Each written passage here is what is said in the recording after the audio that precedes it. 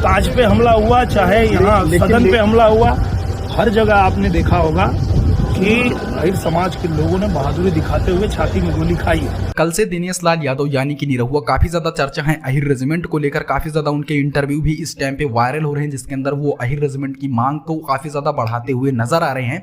हम आपको बता दें दोस्तों, अहिर रेजिमेंट की जो ये चर्चा है काफी दिनों से खींची चली आ रही है और इस पर अभी तक सरकार ने कोई भी फैसला नहीं दिया है। तो निरहुआ ने इस मुद्दे को फिर से जगाया है। इस पे जो धूल मिट्टी पड़ गई थी, इस मुद्दे को हटाकर निरहुआ ने फिर से सरकार के सामने परोसा है। अब देखना दिलचस्प ये होगा कि सरकार इस पर क्या निर्णय देगी। निरहुआ ने सरकार के सामने उस बात को भी रखा कि किस तरह से 124 वीर अहिरों ने 3000 चीनी सैनिकों को मुंह की खिला दी थी। जी हां, 124 वीर अहिरों ने मिलकर 3000 सैनिकों को मार भगाया था।